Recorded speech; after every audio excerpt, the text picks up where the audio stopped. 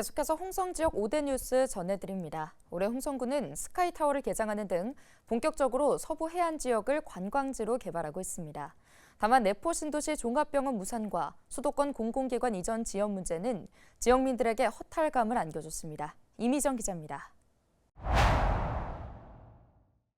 충남도가 추진하던 내포 신도시 종합병원 건립 사업에 빨간불이 켜졌습니다.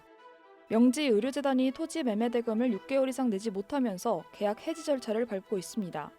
충남도는 의료기관을 직접 설립해 대학병원의 위탁 운영을 맡기는 방안을 검토하고 있습니다. 먼저 소아진료중심 특화병원으로 운영하고 중증 전문 진료센터를 건립하는 등 전문 의료를 확장할 방침입니다. 이를 위해 내년 초까지 수도권 주요 병원 관계자를 만나 위탁 대상자를 찾을 계획입니다.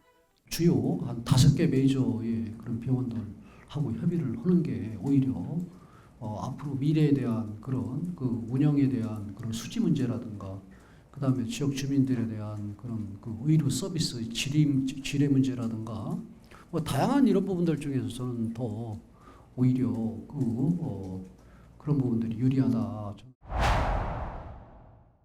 수도권 공공기관을 지방으로 옮기는 2차 공공기관 이전 일정이 내년으로 연기됐습니다. 정부가 지난달까지 연구 용역을 마치고 지방 이전 계획을 발표할 예정이었는데 돌연 내년 하반기로 연기했습니다.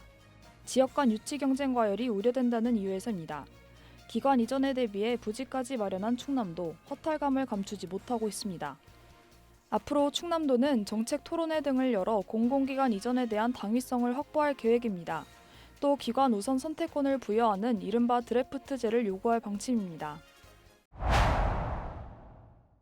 지지부진했던 충남대학교 내포 캠퍼스 설립이 급물살을 타게 됐습니다. 내포 캠퍼스는 지난 2015년 첫 논의 이후 눈에 보이는 사업 진전이 없었습니다. 하지만 지난해 11월 법적 근거가 마련되면서 사업이 속도를 내기 시작했습니다.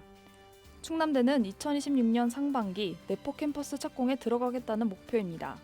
충남도와 홍성구는 부지 매입비를 지원하는 등 각종 지원에 나설 계획입니다. 홍성 지역 특산품인 광천토굴 새우젓이 국가 중요 어업유산으로 지정됐습니다. 지난 1949년 광천 폐금강에 보관한 새우젓이 썩지 않고 잘 숙성된다는 것을 주민이 발견하면서 시작된 광천토굴 새우젓 가공업.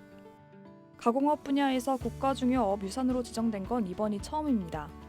홍성구는 앞으로 국비 포함 사업비 7억 원을 들여 광천토굴 새우젓 관련 콘텐츠를 개발할 계획입니다.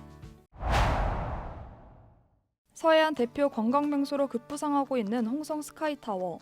개장 5개월 만에 입장객 10만 명을 기록했습니다. 타워에선 홍성 죽도부터 태안 안면도까지 천수만 전체를 한눈에 볼 수 있습니다. 새로운 관광명소로 떠오르고 있는 홍성군, 앞으로의 행보가 기대됩니다. 헬로티비 뉴스 이미정입니다.